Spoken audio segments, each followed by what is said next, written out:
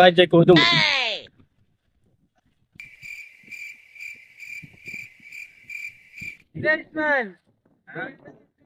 রোদের ভিতরে তোর পোলা মানে জঙ্গলের ভিতরে বইয়া বইয়া টাস খেলতে আছে। আব্বা এলেন টাকা কয় টাকা কামাইছ? 50,000। কয়দিনের ইনকাম? একদিনের। আমার পোলা ঘরের ভিতরে বই বই কি করে আইছে ভাই?